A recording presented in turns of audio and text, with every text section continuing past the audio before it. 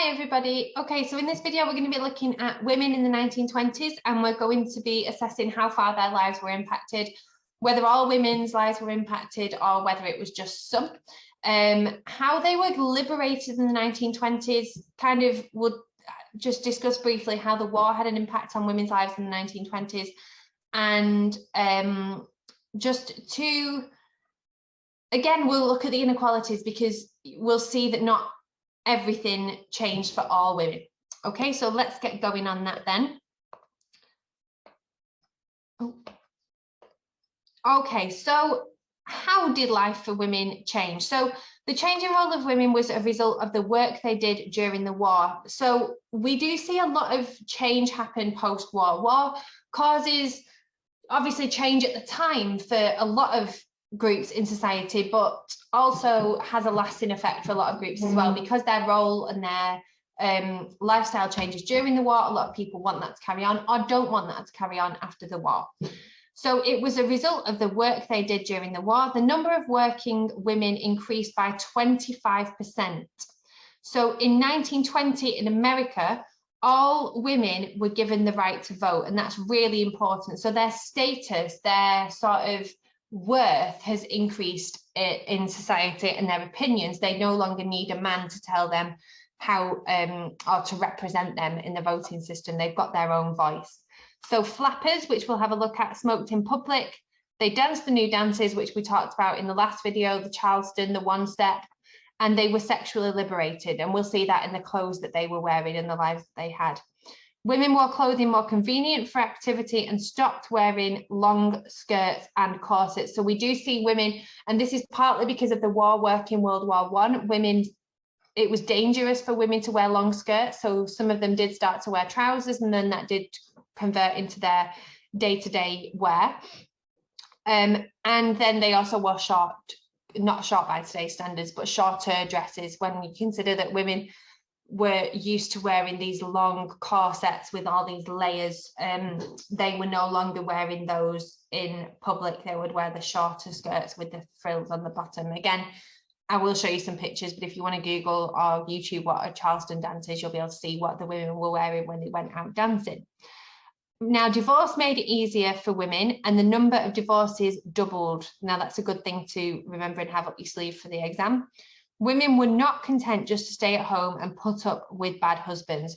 So I could talk on and on and on about what marriage traditionally meant and how that changed in the 1920s and then after the war. Women were not free to make their own choices until divorce was made easier, because they were owned by their husbands, okay, and they had to do what their husbands said. They didn't have the chance to go and sort of make a life for themselves. They couldn't go out and work if their husband didn't want them to, and so on. Some women obviously were happily married, and that was absolutely fine, but for those who weren't and for those who were abused, it was now easier for them to come out of those relationships and go on with their lives. So again, we've talked about how not everything is all the same for everyone in the 1920s. Most women were still housewives and were not as free as their male counterparts. So it doesn't change for everybody. And again, we're going to see that it is mainly the upper classes where we have that difference. So again, we're going to look at some sources and we're going to infer a few things from these sources. So number one, though a few middle class women in the cities talked about, middle class, talked about throwing off the older conventions, they were the flappers. Most women stuck to more traditional attitudes concerning their place. Most middle-class women concentrated on managing the home, so that's what they would traditionally do. Their daughters, far from taking to the streets against sexual discrimination, were more likely to prepare for careers as mothers and housewives. Millions of immigrant women and their daughters also clung to traditions that placed men firmly in control of the family. Okay, now I'm not going to write down here because I just don't have time if we're going to go through these sources, but please feel free to pause the video at any point and write down what you've gained from these sources before I go on to explain, just to get your brain thinking there. So we've got a few, right? A few middle-class women did want to throw off the older conventions. Most of them actually were comfortable with their place. And this was something that if you have studied the suffragettes in Britain in the 1910s, this is something that is quite a big misconception, is that all women wanted things to change. All women wanted the vote. All women wanted to be able to work. That's simply not true. A lot of women, maybe because they felt safe, they felt comfortable, it was all they'd ever known, but a lot of women were happy with where they were. And they didn't want things to change. And that's what we can see in this source. We can see that a lot of women just carried on. Life stayed as it was in the 1920s, but they might have more access to consumer goods. But it doesn't necessarily mean that they're going out in short skirts and they're dancing all night. Okay. Jane's a flapper.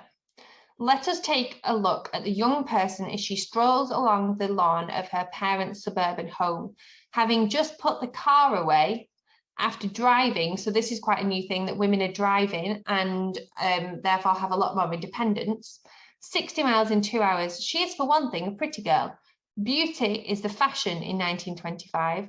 She is frankly heavily made up, so she's got a lot of makeup on, with poisonously scarlet lips and richly ringed eyes. So she's got lipstick and eyeliner on.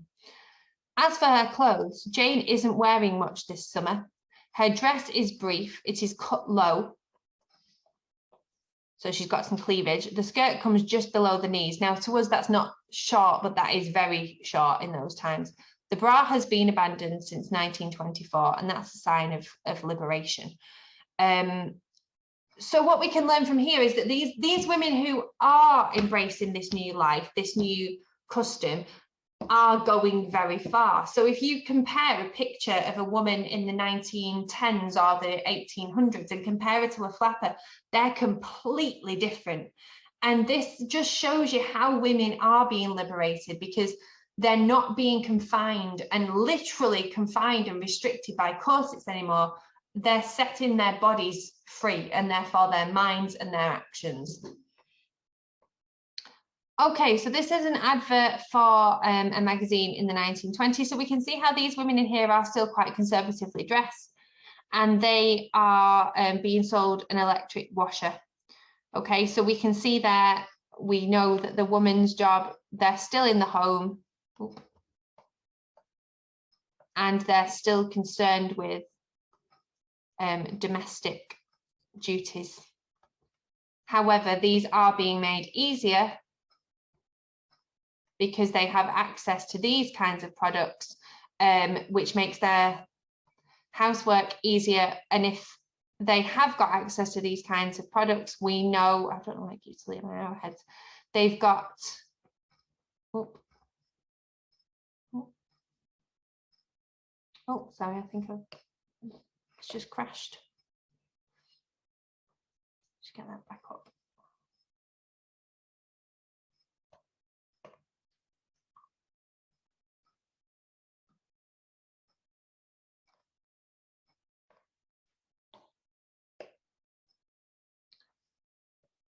Okay, so we know that if they have got access to these products, that they are more wealthy. So their lives have developed, but maybe them and their roles in it have stayed quite similar.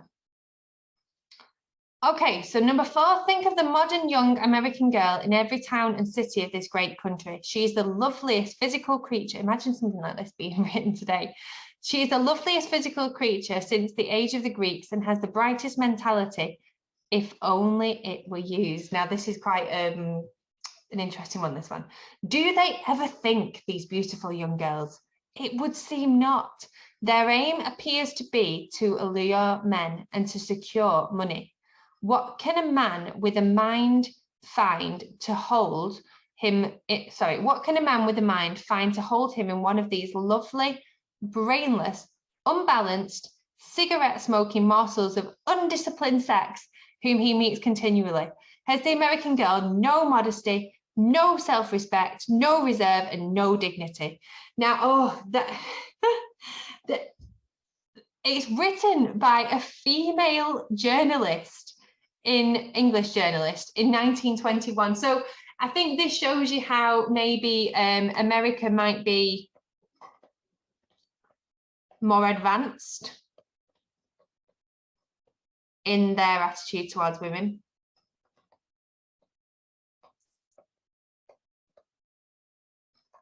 Because that's saying that women attracting men and women wanting certain things and presenting themselves in a certain way is all for these men, and these poor men to have to put up with these women. And that's just such an old-fashioned value, isn't it? And that's exactly what we're seeing here, that the attitude of these flappers in America, and that sort of becoming normalized there for them to behave in this way because they are liberated and because that's how they choose to live their lives, is not yet there in Britain. Okay, so that's an interesting one for you to have a think about. I could talk about that all day. Okay, I think I've just got time for a couple more. So I want you to listen to this song. So you again go on YouTube and type in all that jazz from Chicago. I'll talk through it a little bit because I do love this song and the lyrics. So why don't we paint the town and all that jazz, right? So this is Chicago is about women and have been convicted of murder in the 1920s in Chicago. So roll my stockings down. I start the car. I know a whoopee shot where the gin is cold, but the piano's hot, so they're dancing. It's a noisy hall where there's a nightly brawl. Okay, so we're sort of building up a picture of these women's lives in the 1920s. Slick your hair. So flappers did sometimes sort of gel their hair back, and wear your buckle shoes. I hear that Father Dip is going to blow that blues. We're going to bunny hug. I bought some aspirin down at United Drug in case you shake apart and want a brand new start. Find a flask, we're playing fast and loose, and all that jazz is where I store the juice. So they're out drinking, they're attracting men.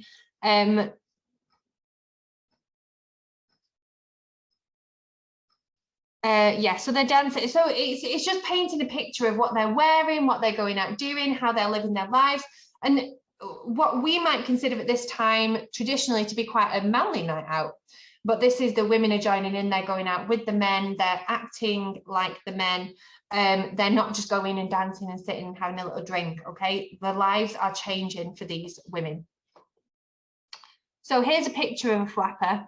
Now, again, not ridiculous by our standards today, nothing risque about it really, but we can see how their attire has changed. And again, what it costs to be a well-dressed flapper. So this is saying what it costs, we can infer from that is that not everybody could afford to be a flapper because you needed money to be able to look like a flapper. And that's really, really important. You don't have access to this lifestyle if you don't have the money to have access to this lifestyle, and you don't have the money if you're not in a wealthy family, because remember, 5% of the population own a third of the wealth. And if you aren't in that group and you don't have access to this, you aren't liberated and you aren't going out doing these things and you aren't dressing like this because you simply can't afford to. Times have not changed that much where this is the norm. Okay, and I'm going to leave it on that note. One more picture for you to have a look at. So again, a woman, two women going out socializing in the same bar as men. They've got their legs crossed, they've got short skirts on, they're drinking, they're having a cigarette, and they're having a good time. And that's because they've got the money to be able to do that. They may have jobs now, and they're enjoying their social time, which is a new concept again in the 1920s. Okay, so we're going to move on now from the changing lifestyles, and we're going to have a look at prohibition and organized crimes. This is I remember I taught a student a few years ago where when we were doing America, it was like every lesson, when are we doing Al Capone? When are we doing Al Capone? We're doing Al Capone. Okay, so please tune in for that. And thank you for watching this video today.